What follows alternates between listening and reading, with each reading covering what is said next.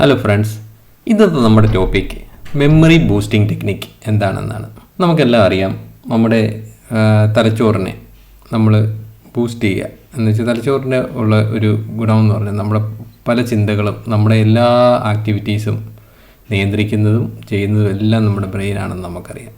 അപ്പം അങ്ങനെയുള്ള ബ്രെയിന് നമ്മൾ എക്സസൈസ് കൊടുക്കണം. നമുക്കിപ്പം നമ്മുടെ ശരീരത്തിന് എക്സസൈസ് കൊടുക്കുന്ന പോലെ, നമ്മുടെ മസിൽസിന് എക്സസൈസ് കൊടുക്കുന്ന പോലെ ബ്രെയിനും ചെറിയ എക്സസൈസുകളുടെ ആവശ്യമുണ്ട്. അല്ലെങ്കിൽ നമ്മുടെ പല കാര്യങ്ങളും നമ്മൾ ആവശ്യ സമയത്ത് ഓർത്തെടുക്കാൻ നമുക്കൊരു ബുദ്ധിമുട്ട് തോന്നും.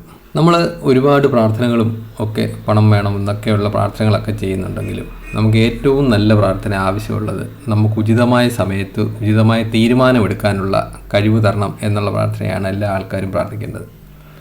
അതുകൊണ്ട് തന്നെ നമുക്ക് ചില സന്ദർഭങ്ങളിൽ ആവശ്യമുള്ള ചിന്തകൾ എങ്ങനെ കൊണ്ടുവരാം എന്നുള്ളത് നമുക്കൊന്ന് നോക്കാം. അപ്പോൾ ആവശ്യമുള്ള സമയത്ത് ആവശ്യമുള്ള പോലെ ചിന്തിക്കാനും പ്രവർത്തിക്കാനുമുള്ള കഴിവ് തരുന്നതെല്ലാം നമ്മുടെ മെമ്മറിയാണ്. മെമ്മറി അല്ലെങ്കിൽ ബ്രെയിനാണ്. ആ ബ്രെയിനിൻ്റെ മെമ്മറിയെ നമ്മൾ എങ്ങനെ ബൂസ്റ്റ് ചെയ്യാം എന്നുള്ളതിൻ്റെ ടെക്നിക്കാണ് നമുക്ക് ഇന്ന് നോക്കാൻ പോകുന്നത്.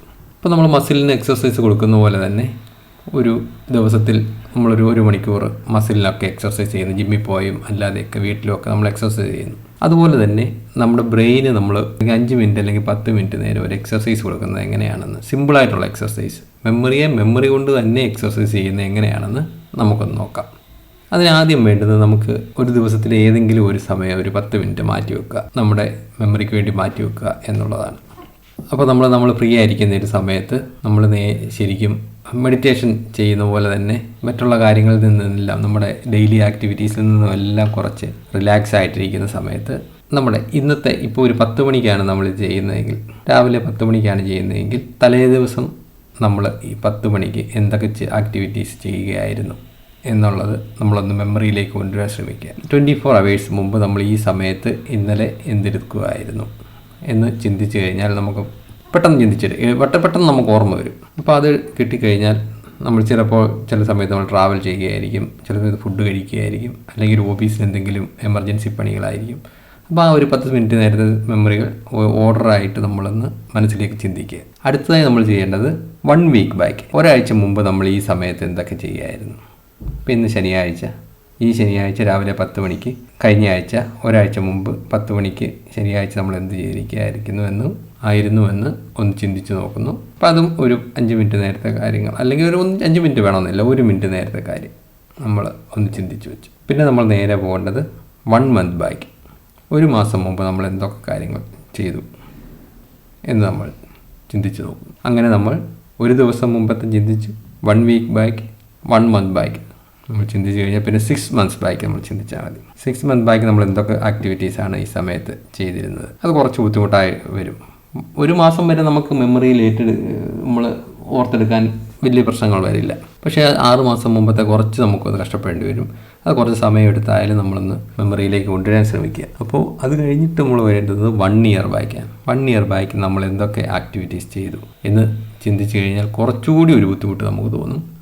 എങ്കിലും നമുക്ക് വേഗമായിട്ടായാലും കുറച്ച് കാര്യങ്ങളൊക്കെ നമ്മുടെ മനസ്സിലേക്ക് വരും. അപ്പോൾ അത് നമ്മൾ ചിന്തിച്ച് കഴിഞ്ഞാൽ ഏകദേശം നമ്മുടെ മെമ്മറിക്ക് ഒരു ബൂസ്റ്റ് കിട്ടിയിട്ടുണ്ടാകും. അപ്പോൾ ഇത് ഒറ്റ ദിവസം കൊണ്ട് നമ്മൾ ഇത്രയും ചെയ്യാൻ നോക്കിക്കഴിഞ്ഞാൽ ഒരിക്കലും നമുക്ക് പറ്റുകയില്ല. അപ്പം 1 month ബാക്ക് വരെ ഒരു ദിവസം നിർത്തി കഴിഞ്ഞ് പിന്നെ അടുത്ത ദിവസമോ 1 week കഴിഞ്ഞിട്ടൊക്കെ ഘട്ടം ഘട്ടമായിട്ട് നമ്മൾ ബാക്കിലേക്ക് പോകുന്നതായിരിക്കും നല്ലത്. അപ്പം 1 year ബാക്ക്, അത് കഴിഞ്ഞ് 2 year ബാക്ക്, 3 year ബാക്ക്, അങ്ങനെ 5 year ബാക്ക് വരെ നമ്മളിങ്ങനെ ക്രമേണ നമ്മുടെ മെമ്മറിയിലേക്ക് കൊണ്ടുവരാൻ ശ്രമിക്കുക. അപ്പോൾ നമ്മൾക്ക് മെമ്മറിയെ കുറച്ചുകൂടി ഒന്ന് ബൂസ്റ്റായിട്ട് നമുക്ക് തോന്നും. ഒരു 1 month കൊണ്ട് നമുക്കിത് മെമ്മറിയെ ബൂസ്റ്റായിട്ട് നമുക്ക് തോന്നും. ഇനി നമുക്ക് ചെയ്യേണ്ട വേറൊരു പ്രധാന കടമ്പയുണ്ട്.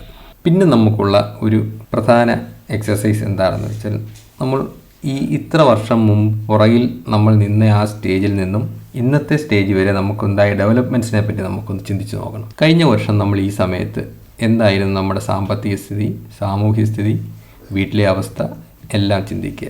ഈ വർഷം അത് ഇമ്പ്രൂവ് ചെയ്തിട്ടുണ്ടോ എന്നും, അതോ താഴേക്കാണോ പോയിട്ടുള്ളത് മുകളിലേക്കാണോ പോയിട്ടുള്ളത് എന്നും കൂടി നമ്മൾ ചിന്തിക്കണം.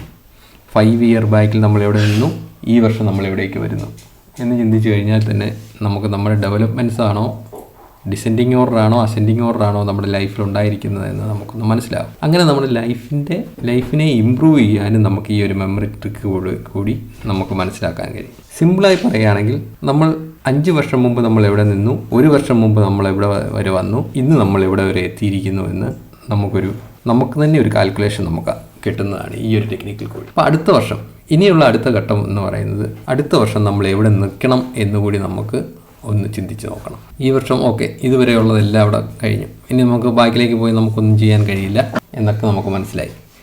ഇനിയിപ്പോൾ അടുത്ത വർഷം നമ്മൾ എവിടെ എത്തണം, നമ്മുടെ ഫ്യൂച്ചർ ഗോൾസ് സെറ്റ് ചെയ്യാനും കൂടി ഈ മെമ്മറി പവറിനെ നമ്മൾ ഉപയോഗിക്കുന്നു, മെമ്മറി ബൂസ്റ്റിംഗ് ടെക്നിക്കിനെ നമ്മൾ ഉപയോഗിക്കുന്നു. അതിനുവേണ്ടി ചെയ്യേണ്ടത് അടുത്ത കൊല്ലം ഈ ഫെബ്രുവരി മാസം നമ്മൾ എവിടെയാണ്, എന്തായിരിക്കും നമ്മുടെ ഗോൾ, എത്ര രൂപ നമ്മൾ ഉണ്ടാക്കണം, ഏത് ലെവലിൽ നമ്മുടെ കരിയറിൽ ഏത് ലെവലിലേക്ക് ഉയരണം എന്നൊക്കെ ഇന്നേ നമ്മളൊരു ഗോൾ സെറ്റ് ചെയ്യുന്നു. അതിനുശേഷം 5 വർഷം കഴിഞ്ഞിട്ട് നമ്മൾ എവിടെ എത്തണം എന്നുകൂടി ഒരു ഗോൾ സെറ്റ് ചെയ്ത് കഴിഞ്ഞാൽ നമ്മൾ ഇപ്പോൾ തന്നെ അത് ഡെവലപ്പായി അങ്ങനെ നമ്മുടെ ബൂസ്റ്റിംഗ് ടെക്നിക്ക് വഴി നമ്മുടെ കരിയറിനെ ഡെവലപ്പ് ചെയ്യാൻ കഴിയുന്നതാണ്.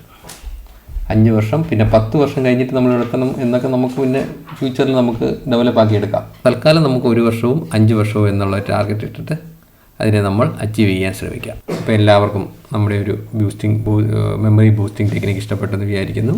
അപ്പോൾ അടുത്ത വർഷവും 5 വർഷം കഴിഞ്ഞ് നമ്മുടെ എല്ലാ ആഗ്രഹങ്ങളും സാധിക്കട്ടെ എന്ന് ആശംസിച്ചുകൊണ്ട് നിർത്തുന്നു. Bye bye.